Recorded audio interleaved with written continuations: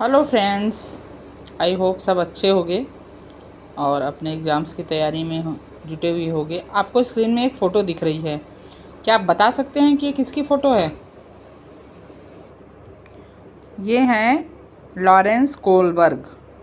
अब Lawrence Kohlberg का नाम सुन के आपके दिमाग में कुछ आइडिया आया? लॉरेंस कोलबर्ग जो थे वो एक अमेरिकन साइकोलॉजिस्ट थे, अमेरिकन मनोवैज्ञानिक थे, जो है अपने मोरल डेवलपमेंट थ्योरी के लिए जाने जाते हैं। मोरल डेवलपमेंट थ्योरी आपको पता ही होगी, नहीं पता है तो आज हम इसके बारे में ही डिस्कस करेंगे और समझेंगे। उसको मोरल डेवलपमेंट को हिंदी में बोलते हैं नैतिकता का सिद्धांत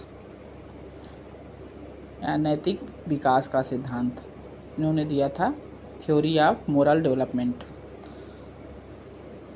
अब सबसे पहले इसमें आता है कि नैतिकता यानी मोरलिटी होती क्या है। नैतिकता जो है, मोरलिटी वह गुण है जिसमें हमें सही या गलत का पहचान होता है।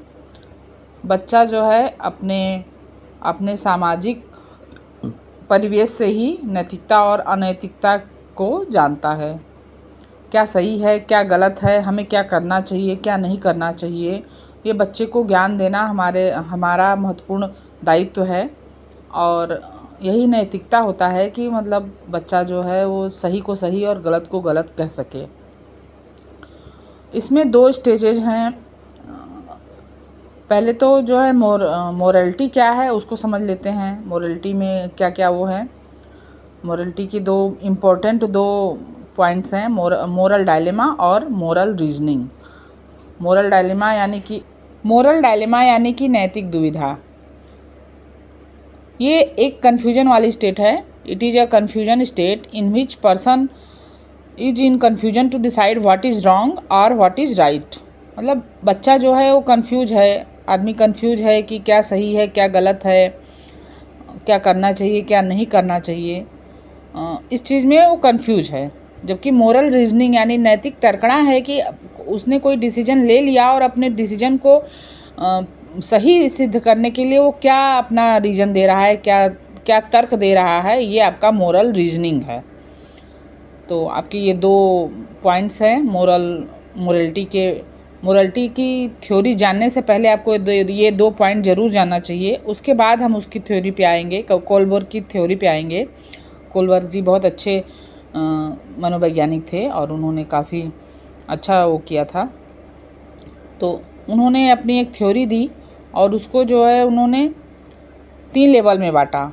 और जो 3 लेवल हैं वो फर्दर जो है, जो स्टेजेज हैं वो फर्दर, जो लेवल्स हैं वो फर्दर स्टेजेज में डिवाइड किए गए।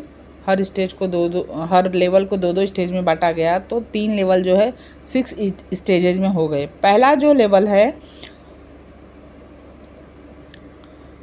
प्री कन्वेंशनल स्टेज है, वो 4 to 10 ईयर्स के एज में रहता है। अब आप कहोगे कि 4 to 10 ईयर क्यों शुरू हो रहा है, 0 to 4 ईयर कहाँ गया और क्यों नहीं आया? तो 0 to 4 ईयर में बच्चे को कोई मोरलिटी का नियम नहीं पता होता है, नहीं उसके बारे में वो जानता है और नहीं जानना चाहता है, वो अपने हिसाब से ही करता है। तो इसलिए उस स्टेज को मोरलिटी के उसमें नहीं रखा गया है। 4 ईयर के से ऊपर वाले बच्चे को थोड़ा बहुत आइडिया हो जाता है कि हमें क्या करना चाहिए, क्या नहीं करना चाहिए।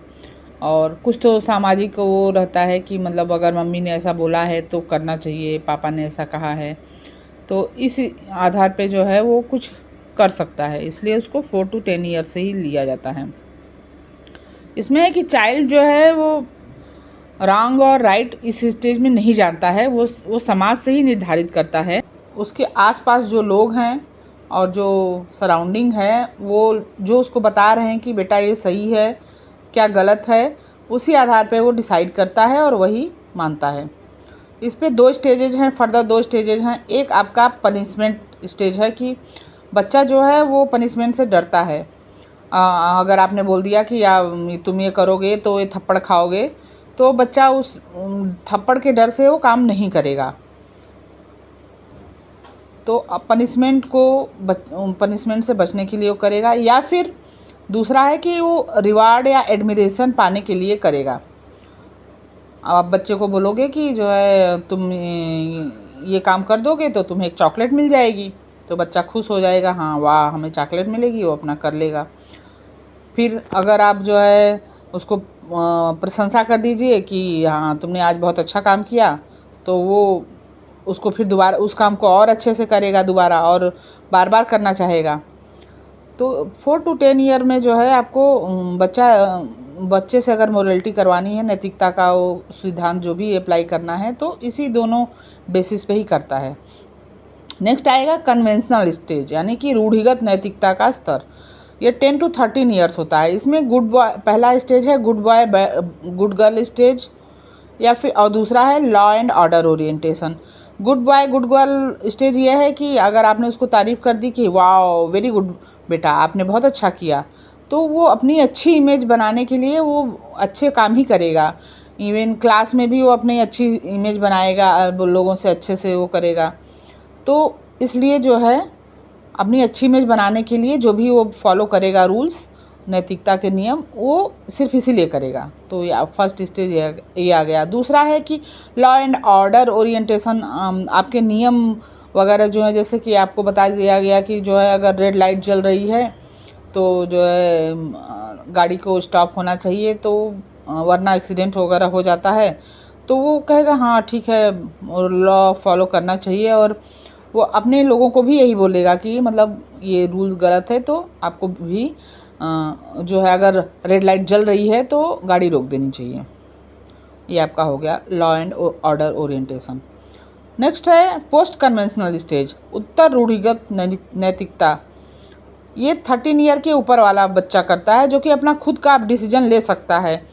वो बहुत सोसाइटी और अपने सराउंडिंग से इन्फ्लुएंस नहीं होता है, वो खुद का डिसीजन लेता है। जैसे कि अब उसको कोई सब्जेक्ट पढ़ना है नहीं पढ़ना है, वो खुद का डिसीजन है। उसमें बहुत उसके सराउंडिंग नहीं कहेगी कि तुम, अगर हम बोले कि तुम मैथ ही पढ़ो, तो ऐसा नहीं है कि 13 ईयर का बच्चा हमारे बोलने से ही पढ़ने लगे। अगर उसको पसंद है तो पढ़ेगा, नहीं पसंद है तो नहीं पढ़ेगा।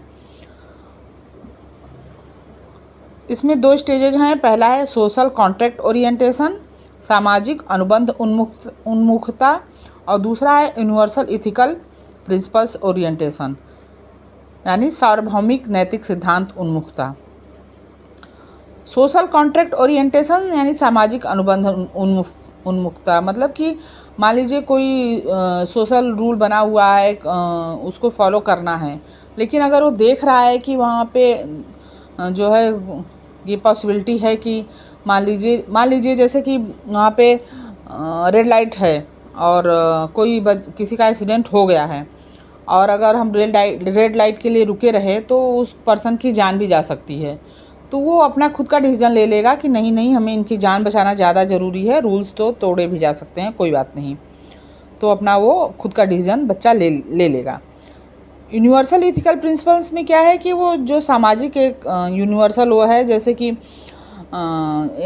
आपके भगत सिंह थे, उन्होंने मतलब आज़ादी के लिए जो है वो अपना बलिदान दिया, और बाकी लोगों उस समय सबका था कि अहिंसावादी, सत्यवादी, ये सब रूल अपनाने थे। लेकिन उन्होंने, भगत सिंह ने बोला नहीं, अगर हमको आज़ादी पाने के लिए हिंसा का भी रास्ता अपनाना है तो हमें उसमें कोई गलत नहीं है, वो हमें अपनाना चाहिए। तो उन्होंने अपना खुद का अलग से एक सिद्धांत बना दिया। ये आपका जो है यूनिवर्सल इथिकल प्रिंसिपल्स में आते हैं।